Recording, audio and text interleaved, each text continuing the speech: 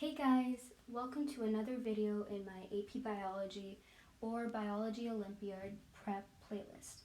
In the last video we discussed matter, elements, and compounds, and today we're going to be talking about the structure of an atom. So let's get started.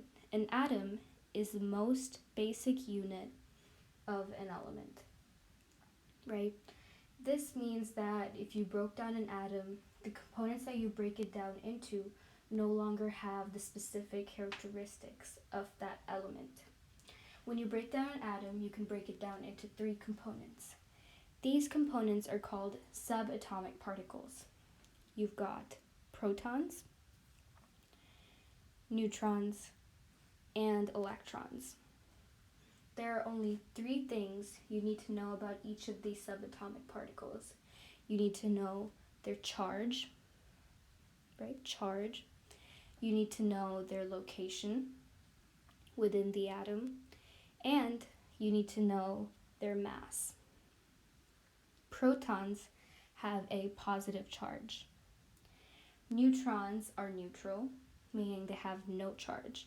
And I'm going to put down a little zero here to indicate that. And electrons have a negative charge. Before moving on to the location in the atom, let's go back to this really simple diagram of an atom that I drew up at the top over there. An atom consists of a nucleus, which I drew a red dot over there for, and also a bunch of empty space, which is what the ring over there indicates. So most of an atom is basically just empty space.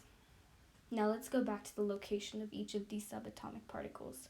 Both protons and neutrons are located in the nucleus of the atom.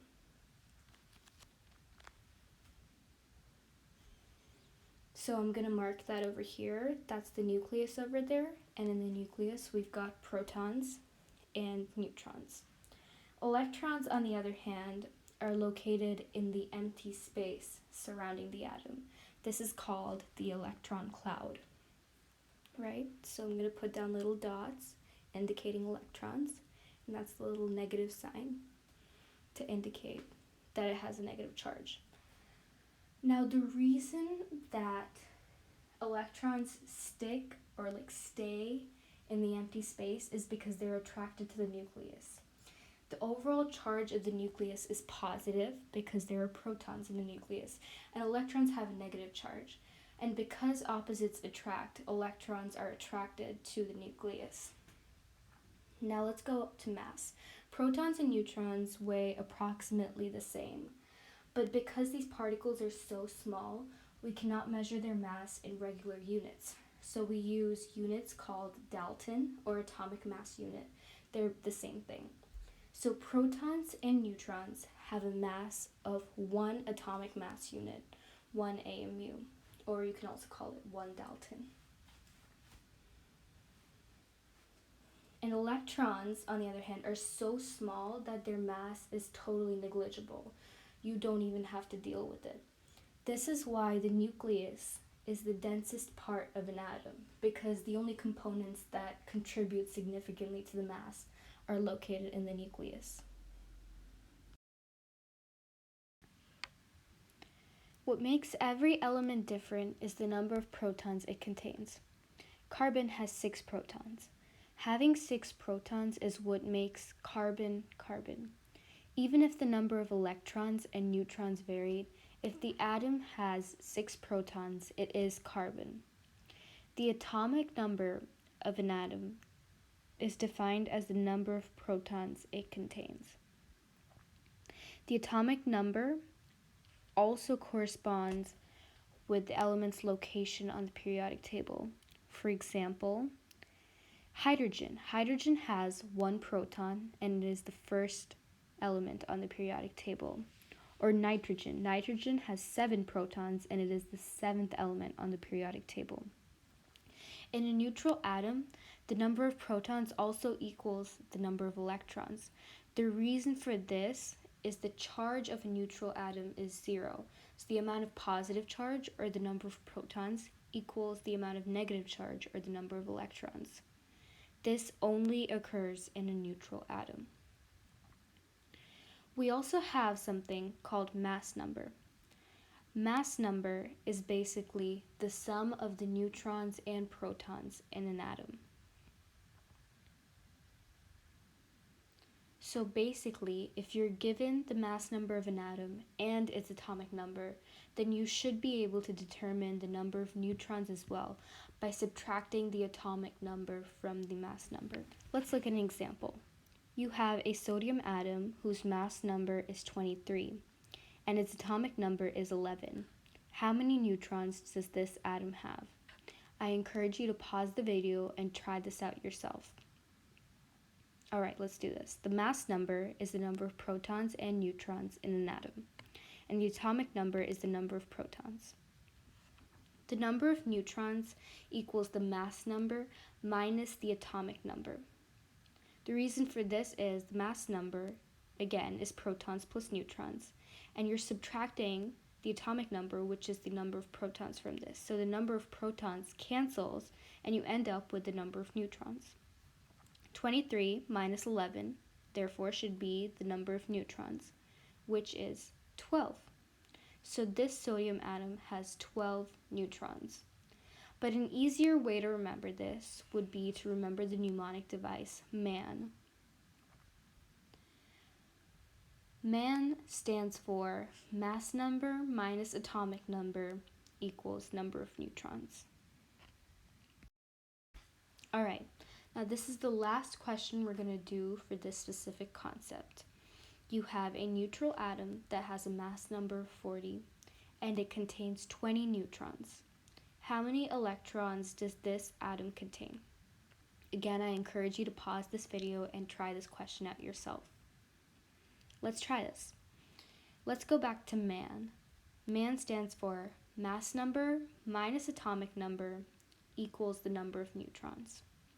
If you add the atomic number to both sides, you get mass number equals the number of neutrons plus the atomic number. Then we subtract the number of neutrons from both sides, and we end up with mass number minus the number of neutrons equals the atomic number. This is the formula we're going to use. When we substitute in the values, we get 40 minus 20 equals 20. In this case, 20 is the atomic number. Now in the question we mentioned that this is a neutral atom, and for this reason the number of protons in this atom equals the number of electrons. So 20, which is the atomic number, should equal the number of protons, which then should equal the number of electrons. So in this atom we have 20 electrons. But here's another mnemonic device to help you remember this. Think of an ape, A-P-E. Ape stands for atomic number equals number of protons, which equals number of electrons. So anytime you need to perform calculations for this concept, just remember ape man and you should be good. Now, as I mentioned before, elements are defined by the number of protons they contain. This means that you can have the same element with a different number of neutrons and a different number of electrons as long as it has the same number of protons. This is what isotopes are. They're different forms or variations of the same element. They contain the same number of protons, but they have a different number of neutrons. They have a different number of neutrons. For example, you've got carbon-12 and carbon-14. Both of these are carbon because they contain 6 protons, but they have a different number of neutrons. For example, carbon-12 has 6 protons and 6 neutrons. Carbon-14, on the other hand, has 6 protons and 8 neutrons. The 12 and the 14 refer to their mass numbers, and their mass numbers are different because they have a different number of neutrons. We also have something called radioactive isotopes. Carbon-14 is a radioactive isotope. These isotopes have nucleuses that give off particles and energy, right? Their nucleus is decaying, so it gives off particles and energy. Carbon 14's nucleus gives off particles until there's a change in the number of protons, which turns it into nitrogen. Radioactive isotopes actually have a lot of uses in the medical field. For example, they're used as tracers to follow substances through various processes, such as metabolism or DNA replication, because they can be detected in the body. Now, I know we've discussed a lot of topics in this video, but this is the last one, so keep going. This is the home stretch. As you can see, I have a diagram in the top right corner. This is what a basic atomic model looks like. The red dot in the center is the nucleus, and the different rings surrounding the nucleus are called electron shells or energy levels. Because electrons are attracted to the charge of the nucleus, like we discussed before, they're pulled towards it, so it takes work to move an electron further away from a nucleus. This is why the electron in the second energy level has more energy than the electron in the first energy level because it's further away. Electrons can move between levels by gaining or losing energy. For example, if I were to add heat to this electron right here, the electron might absorb that energy and move up an electron shell, right? But then if I got rid of that heat source, right, I get rid of the heat source, the electron would release that energy and move back down to its original energy level. But it's really the electrons in the outermost shell that matter to us. These are the ones that we should be concentrating on. They're called valence electrons, and the shell that they are in, or the outermost shell, is called the valence shell. The reason these electrons are so important is because they are the ones that are involved in chemical reactions, and they determine the chemical properties of a substance.